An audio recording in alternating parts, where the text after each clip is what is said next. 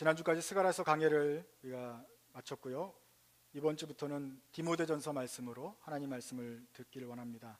오늘 우리에게 주는 말씀은 디모데전서 사도행전 16장 말씀입니다. 16장 1절부터 9절까지 말씀을 제가 봉독해 올리겠습니다. 바울은 더베와 루스드라에도 갔다.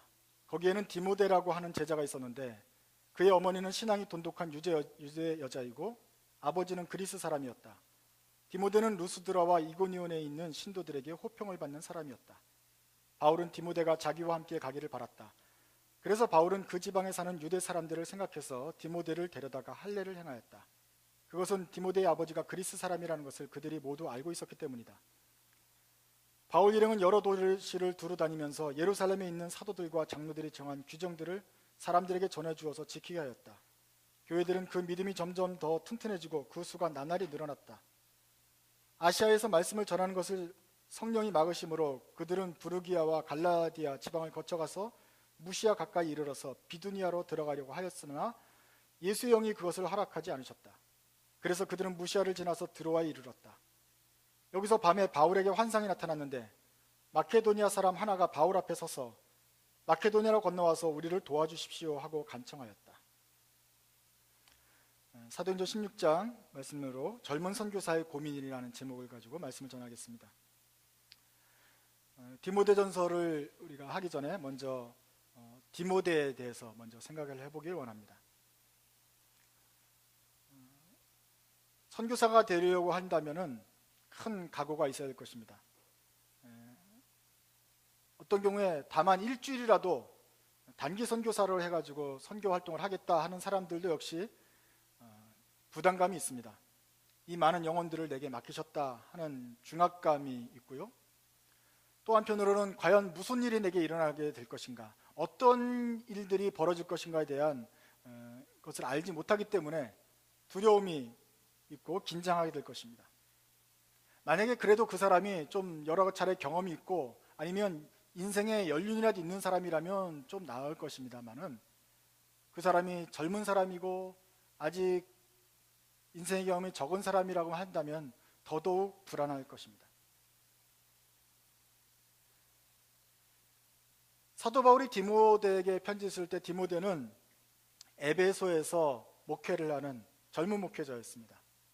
사도 바울과 에베소에서 같이 개척을 하고 복음을 전했다가 이제는 사도 바울은 감옥에 갇혀 있고 디모데만 그가 부탁한 대로 에베소에서 목회를 하고 있습니다.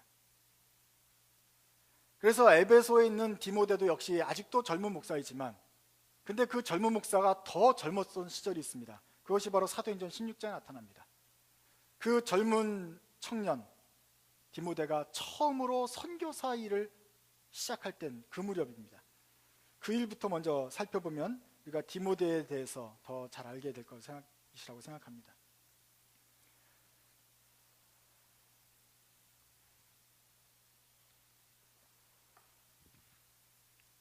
디모데의 고향은 루스드라입니다. 터키의 그 중앙 산간 지방에 있는 곳입니다. 루스드라에는 사도 바울이 전에도 간 적이 있습니다. 1차 선교 여행 때 바울과 바나바가 선교 여행을 갔을 때 구프로 키프로스 섬을 지나서 터키 중부로 들어갔을 때 많은 사람들이 복음을 접하고 예수를 믿었습니다.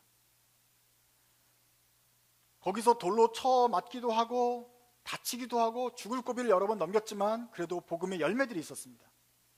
그리고 돌아와서 선교 보고를 한 다음에 사도 바울이 두 번째 선교 여행을 가기로 합니다.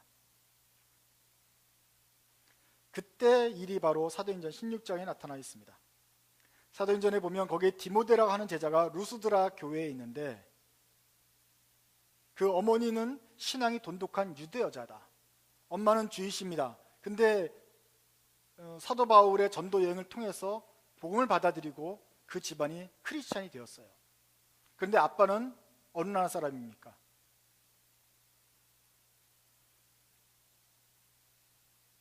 3절 뒤에 보면 그리스 사람이었다. 그 당시는 헬라 문화권이어가지고 많은 사람들이 이제 퍼쳐 있었죠. 그리스 사람들이. 그리고 그리스 말이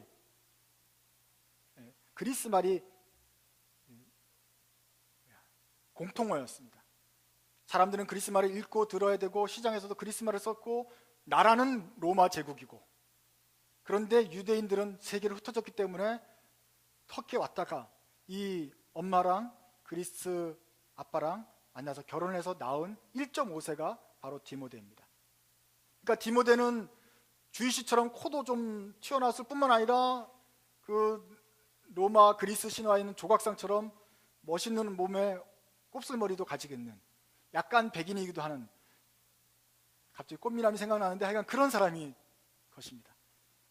근데 어렸을 때부터 유대 엄마로부터 자랐기 때문에 구약 성경도 알고 하나님도 알고, 그러면서 나가서는 그리스말도 하는 완전한 1.5세였습니다. 그 전까지는 유대 율법밖에 몰랐으나 첫 번째 전도에서 바울과 바나바의 전도를 통해서 그 집안이 예수를 믿게 되어서 이제 그 구약에서 말했던 예수가 바로 메시아가 바로 예수님이셨구나라는 걸 알게 되고 예수를 잘 섬기는 그런 가정이 되었습니다. 게다가 디모데는 루스드라 교회, 이제 바울의 전도행에서 처음 세워진 그 교회에서도 칭찬받는 그런 청년이었습니다.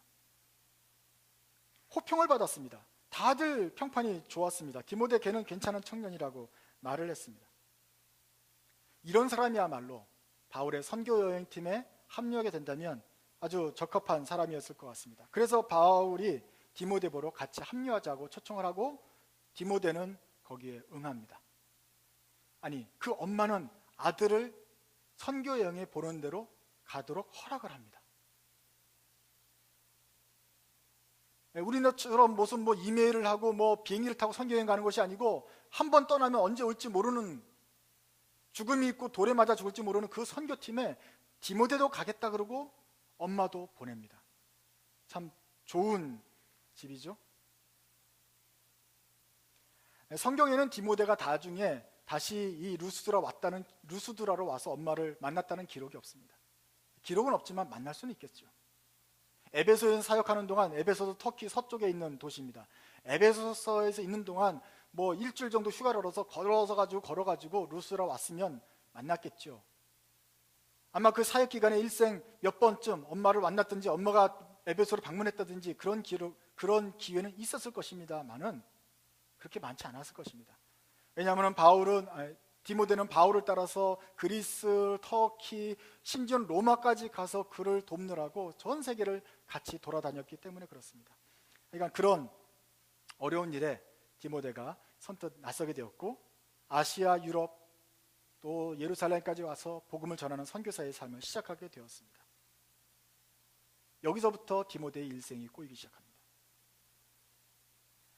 젊은 선교사가 고민을 하는데 몇 가지 고민거리가 부닥칩니다. 첫 번째로 고민은 아마도 그가 바울 선교팀에 들어가서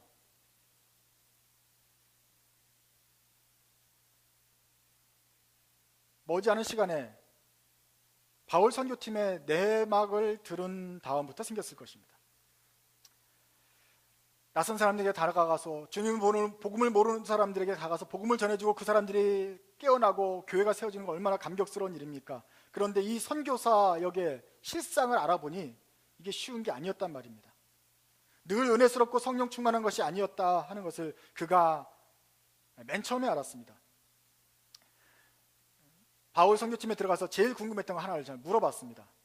근데 바울이 있었으면 그 옆에 의사 출신 누가도 있었을 것입니다. 어쩌면 누가가 좀 더 마음이 편해서 누가한테 물어봤을지 모르겠죠. 지난번에는 바울과 바나바가 같이 왔는데 이번에는 왜 바울, 실라, 누가 이렇게만 왔습니까? 바나바는 잘 계시고 계십니까? 물어봤겠지요.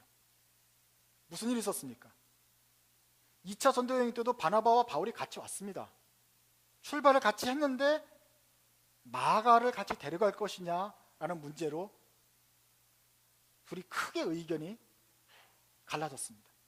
마가는 지난번 1차 때 가다가 중도에 돌아온 사람이기 때문에 얘도 2차 때 데려가면 안 된다라는 게 바울의 말이었고, 바나바는 그래도 얘가 자기 조카기도 하지만 그래도 다시 한번 기회를 주자는 입장이었는데 이것이 좁혀지지 않았습니다. 크게 다퉜습니다. 선교사들끼리 싸웠어요. 이 둘이 디모데에게 복음을 전했던 사람인데 이 둘이 두 번째 올 때 싸웠단 말이에요. 그래서 바나바는 구보로를 통해서 밑으로 가고 바울은 북쪽으로 갔던 것입니다. 그래서 바울이 처음에 온 곳이 바로 루스드라였던 거예요. 그렇게 해서 지금 선교팀이 두 개가 돼서 바울과 실라와 그리고 이 누가 요 사람만 왔군요. 디모데가 알았을 때 그는 그 젊은 초보 선교사는 혼란스럽지 않았겠어요? 하나님의 선교사들끼리도 의견 차이가 있구나. 내가 생각하는 목사님이고 바울 목사님, 바나바 목사님 대단한 하나님의 음성을 듣는 사람인 줄 알았는데 음성을 듣긴 듣는 것 같은데 두 사람이 듣는 음성이 틀리구나. 이 마가를 데리고 갈 것인가 말 것인가에 대해서 둘이 의견이 다를 수가 있구나. 하나님의 뜻에 대한 해석이 틀릴 수가 있구나. 게다가 이 사람 둘이 서로 뭐 주먹을 쥐지 않았겠지만 싸울 수가 있구나. 다툴 수가 있구나. 선교팀이 나눠질 수 있는 거구나. 이게 하나님의 일인가? 하나님의 분명한 뜻은 분명한 것 같은데 그것을 받아들여서 활동하는 우리들의 삶은 그렇게 단순하진 않는구나라는 것을 이 디모데가 처음으로 배운 교훈이었습니다. 하나님의 뜻은 분명하겠지만 우리는 날마다 그 뜻이 무엇인지 탐험하고 살펴가야 되는 것이구나. 이 방향이 어디로 갈 것인지에 대해서 우리끼리도 의견이 다를 수가 있겠구나. 하나님께서 각자에게 다른 방향을 줄 수 있구나 하는 것입니다. 거기까지는 그래도 낫습니다. 왜냐하면 루스드라에서 선교할 때 각 고을마다 다시 또 복음이 더 전해지고 있던 교회들이 더 왕성해지는 것을 그가 보았기 때문입니다. 루스드라를 떠나서 사실은 터키 북쪽으로 더 올라가려고 그랬습니다. 그런데 문제는 거기서 성령께서 이 아시아 쪽에서 말씀을 전하는 것을 막으셨다 그랬습니다. 그래서 북쪽으로 올라가는 것을 포기하고 갈 데가 없어요. 그래서 서쪽으로 가는 거예요. 서쪽으로 갑니다. 가는데 길이 열리질 않아요. 복음을 전할 기회가 열리질 않아요. 여러 도시를 두루 다니는데 부르기아도 가도 안 되고 갈라디아를 가도 안 돼요. 무시아를 가서도 안 돼요. 그래서 그 위쪽으로 더 올라가려고 합니다. 그게 비두니아인데 비두니아로 가지를 못했어요. 거기도 막혀 있어요. 예수의 영이 그것을 허락하지 않았습니다.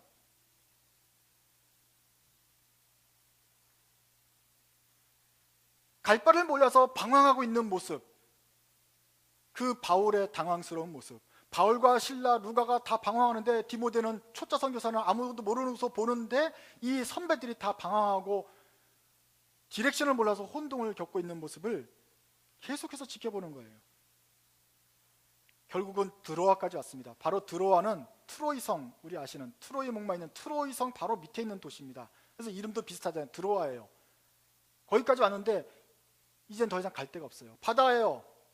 저 너머는 그리스고 이제 바다까지 와서 더 이상 갈 데가 없는 거예요. 하나님 뜻을 전하기 위해서 선교팀에 왔는데 선교는 못하고 그냥 갈 데가 없어서 바다까지 왔으니 디모데의 말은 헐 했을 거예요. 이게 선교냐?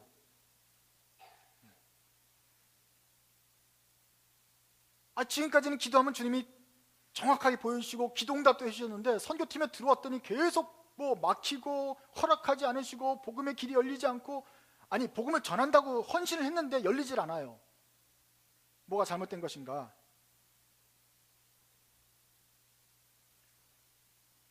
자기는 지금까지는 바울이라고 한다면 대단한 사람으로 보았는데 보니까 헤매기를 자기랑 똑같이 헤매요. 일로 가도 이게 아닌 갭이요 하다가 다 같이 해안가에 와서 이거 어떻게 할 것인가 고민을 합니다.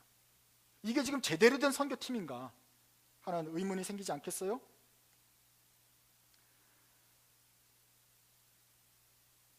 디모데는 선교팀에 되어가지고 전도는 며칠 못하고요, 헤매는 것만 지금 몇 날 며칠을 하고 있습니다. 그때 디모데가 배웠습니다.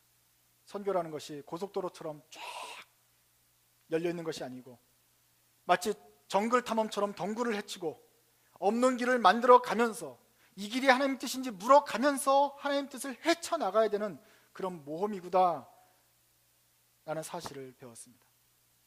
이 교훈은 맞는 것인데 초보 선교사에게 그렇게 배우는 초보 선교사가 배워야 할 것이 치고는 좀 어려운 내용이었다고 생각이 됩니다. 그러나 하나님께서는 디모데에게 대한 계획이 있으신지 그가 선교사로 처음에 나오는 순간부터 하나님의 뜻을 더듬어서 찾아가는 훈련을 먼저 시키십니다.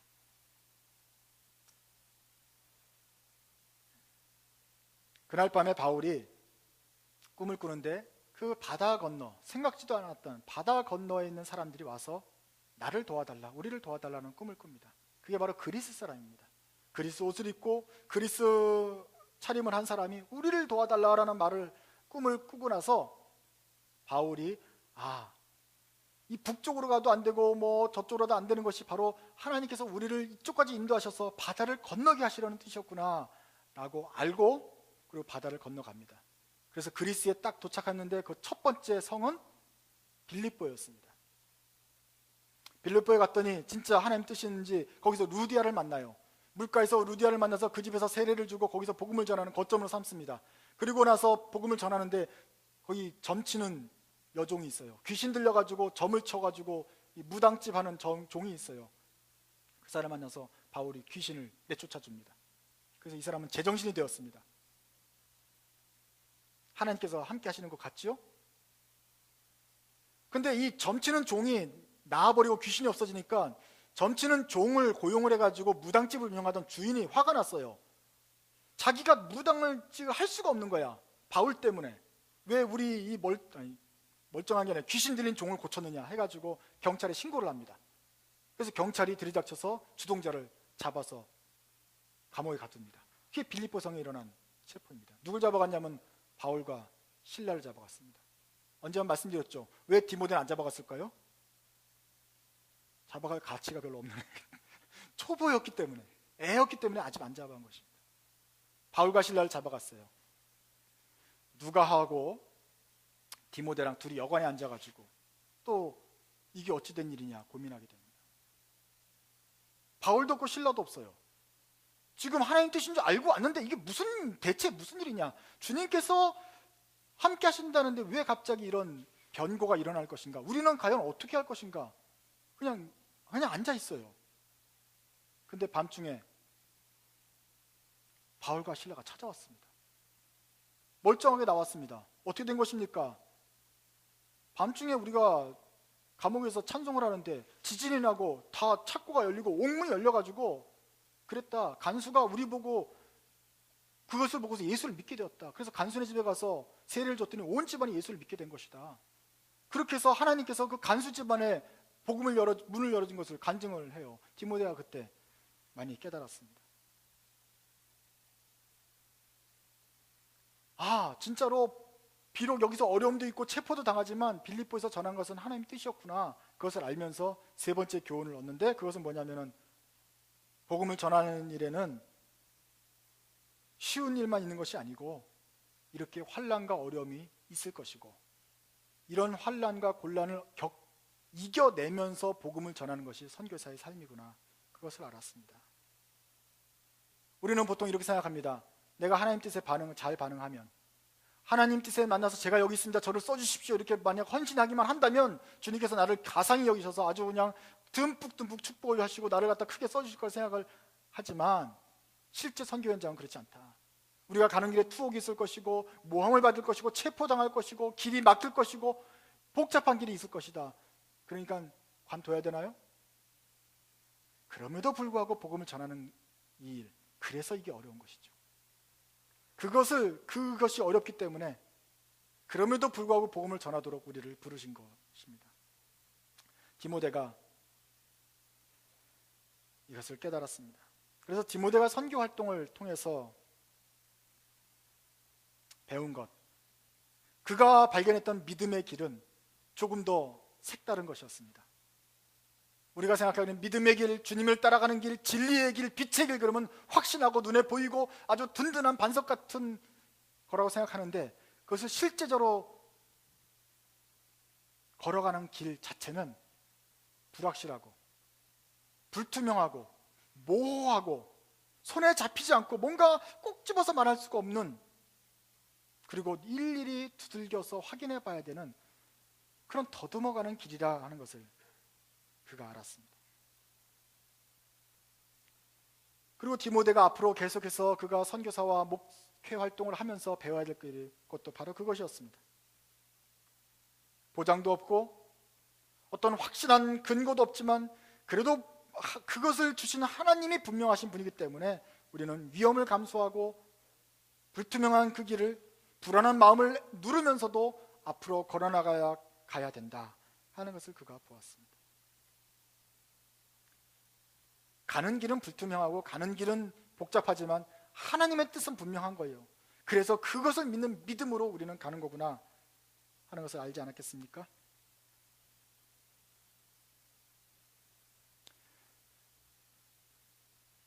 우리가 알 게 없어요. 몰라요. 그렇지만 때마다 시마다 구하고 찾고 두드리면서 걸어갑니다. 그러면 하나님이 찾게 하시고 발견하게 하시고 문을 열어주시는 것을 경험하게 되는 것입니다. 디모데의 혼란이 충분히 이해되지만 우리가 또 살펴봐야 될 것은, 잊지 말아야 될 것은 바로 디모데가 포기하지 않았다는 사실입니다. 중간에 포기하고 집으로 돌아가지 않았다는 사실을 눈여겨봐야 됩니다.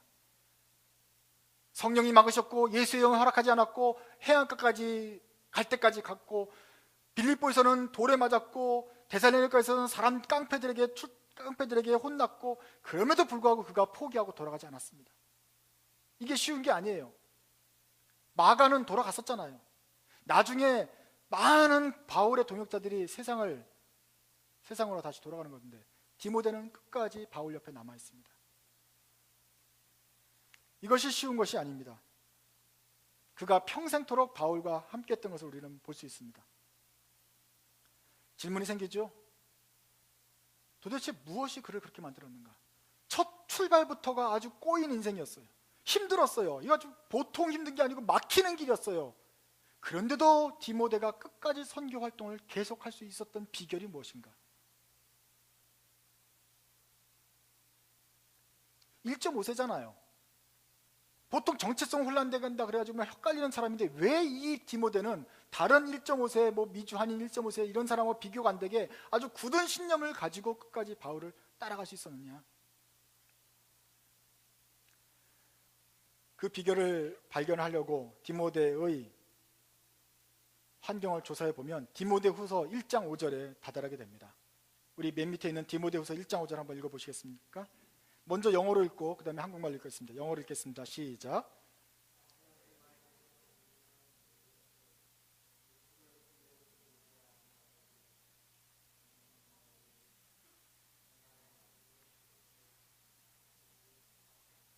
같이 읽읍시다.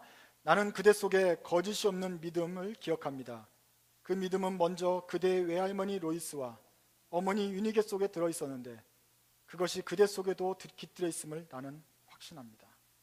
디모데 전서 끝나고 후서에서도 바울이 마지막으로 쓰는 편지 속에 디모데를 가리켜서 너희 속에는 거짓이 없는 믿음이 있다. 너의 믿음은 참 믿음이야 라고 증언을 합니다. 그런데 그 믿음이 너의 외할머니 로이스에게도 있었고 너의 엄마 유니게에도 있었다. 그러더니 디모데 너에게도 거짓이 없는 참 믿음이 있구나. 너야말로 참 믿음의 사람이구나 라고 인정을 합니다. 디모데를 칭찬한 것뿐만 아니라 그의 할머니와 엄마를 칭찬합니다. 할머니와 엄마가 어떻게 예수를 믿었겠습니까? 그것은 바울이 처음에 1차 전도 여행에서 복음을 전했을 때 할머니 로이스, 엄마 유니게 그리고 디모데 그 온 가족이 예수를 믿을 때 같이 믿었습니다. 그리고 디모데는 그때부터 신앙생활을 잘 했는데 엄마와 할머니의 신앙 교육을 따라서 그 믿음의 교제 안에서 잘 배웠기 때문에 그가 잘 믿음 안에서 자라날 수 있었던 것입니다.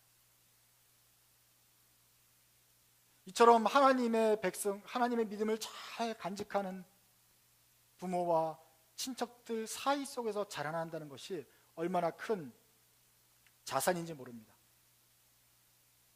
디모데가 바로 이런 거짓 없는 믿음을 부모로부터 물려받았습니다.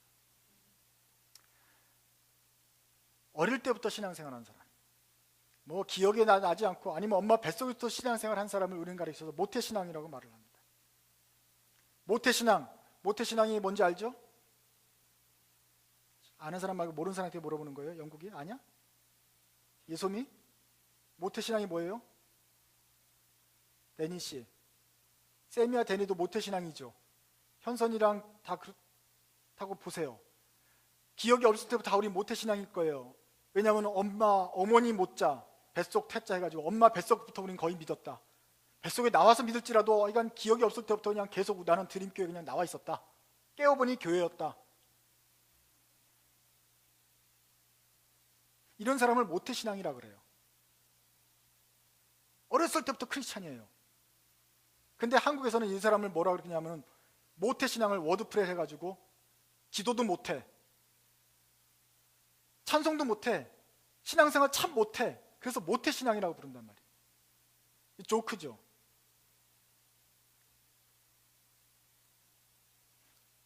조크는 조크인데 여러분, 진짜로 모태신앙이 신앙생활을 못합니까? 이것이 농담이겠지만 이런 농담을 우리가 계속하는 것이 과연 바람직할 것일까요? 나는 모태신앙이니까 그래서 못하는 거야 하면서 익스큐즈 할 수 있습니까?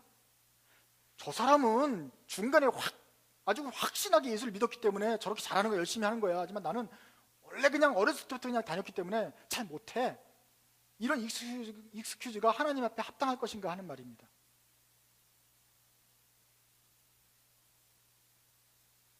디모데를 보세요. 바울을 한번 보세요. 바울과 디모데를 비교해보면 참 많이 다릅니다. 사도 바울은 예수를 핍박하다가 아주 예수 믿는 사람을 잡아 죽이다가 그러다가 다메섹 가는 길에서 횟가닥 변해가지고 확실하게 예수를 믿었습니다. 디모데는 그런 일이 없이 어려서부터 충실하게 순종하면서 쭉 자라면서 예수를 믿었습니다. 바울은 늘 간증이 있었어요. 내가 다메섹에서 예수를 보았고 눈이 3일 동안 멀어가지고 아주 고생을 하면서 그 기적 속에서 눈물 콧물 다 빼고 회개하면서 다시 돌아왔다. 내가 스데반을 쳐 죽일 때 옆에 있었던 것 참 내가 미안한 일이다.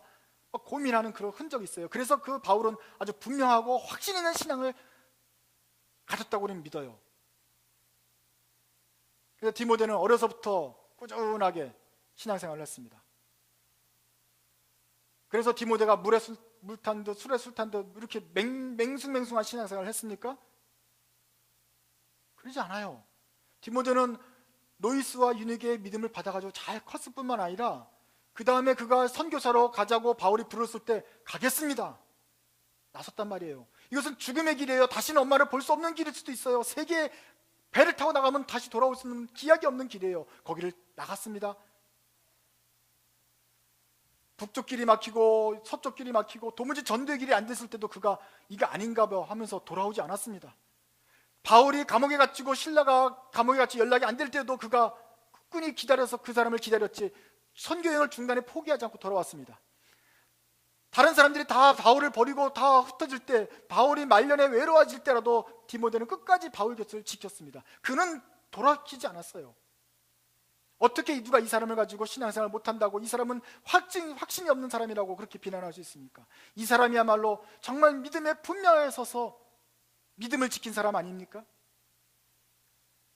바울이 죽어가면서 마지막으로 유언을 남긴 사람이 바로 이 모태신앙 디모데였다 하는 것을 여러분 기억하십시오. 바울은 그때 아무도 가르쳐준 사람 없었어요. 기독교인을 잡아 죽이려니까 누가 잡아 죽이려는 사람이 변화됐는데 누가 그 옆에 오겠습니까? 그래서 바울은 혼자서 겨우겨우 자기를 소개하고 내가 진짜 변했다는 걸 변명하고 다니면서 조금씩 인정받기 시작한 사람입니다. 하지만 디모데는 어렸을 때부터 바울이 멘토가 되어가지고 그 사람을 선교 활동을 잘 이끌어 주었어요. 선교팀에 오자마자 제일 먼저 바울이 시킨 것은 너는 할례를 받아야 된다. 너는 그리스도인이기 때문에 선교하는데 지장은 없어. 하지만 유대인에게 접촉할 일이 있을 텐데 유대인들은 꼭 너 할례 받았냐고 물어볼 거야. 그렇기 때문에 너는 할례를 받는 게 좋겠다. 꼭 받아야 될 필요는 없지만 전도하기 위해서는 받는 게 좋겠다 해서 할례를 받음으로써 모든 걸림돌 될 만한 것들을 이미 제거를 해줍니다. 이런 멘토링 속에서 그가 잘하게 됩니다.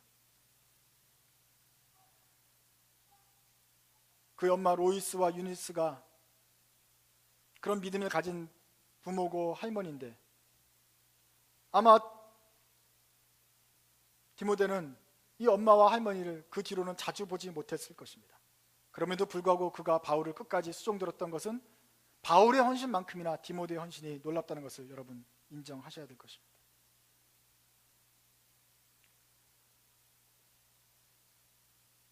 예수 믿는 사람이 도대체 1000명, 10,000명도 되지 않은 그 시절에 선교사가 되겠다는 그런 결단은 어디서부터 나온 것입니까?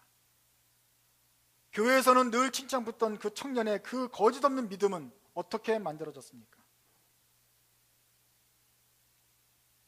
사도 바울처럼 중간에 확실하게 고통 가운데서 겪을 때도 생기겠지만 어려서부터 신앙 훈련을 꾸준히 받고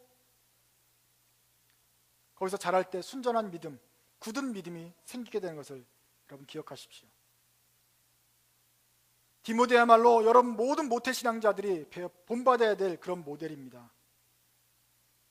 어렸을 때부터 믿음을, 말씀을 듣고 그 말씀에 행하는 것을 보고 체험하고 하나님께서 일하시는 방법들을 경험한 사람은 중간에 어떤 혼란함과 불투명한 일이 생겨도 흔들리지 않는 믿음을 가질 수 있게 됩니다. 이제 우리 자녀들도 믿음 안에 생활한 지 오래되었고 여러분들도 하나님 말씀 안에서 들은 지가 오래되었습니다. 그러면 우리가 이 일을 하는 동안에도 혼란스러운 일이 생길 것입니다. 불분명한 일이 반드시 올 것입니다. 불분명하거나 혼란스러운 것을 넘어서 어려움이 닥칠 수도 있을 것입니다. 그럴 때 여러분 혼란한 가운데서도 그 복잡하고 종잡을 수 없는 선교 여행을 시작했던 디모데를 기억하십시오. 정리가 되지 않지만 힘든 일이 닥치지만 그래도 믿음에서 길에서 떠나지 않았던 디모데, 끝까지 빛 가운데서 걸어갔던 그 디모데를 생각하시면서 여러분도 그 가운데 거하십시오. 모든 일 가운데서 하나님의 선하신 뜻을 더 많이 배우고 빛의 자녀가 되십시오. 그러면 바울이 칭찬했던 디모데, 그 거짓이 없는 믿음을 가졌다고 칭찬받았던 디모데처럼 우리도 많은 열매를 맺으면서 살게 될 것입니다. 다시 한번 빛 가운데 살았던 이 디모데 기억하시면서 우리도 빛 가운데 걸어가기를 소망하는 찬송 부르시면서 부르시겠습니다. 다시 자리에서 일어나시기 바랍니다.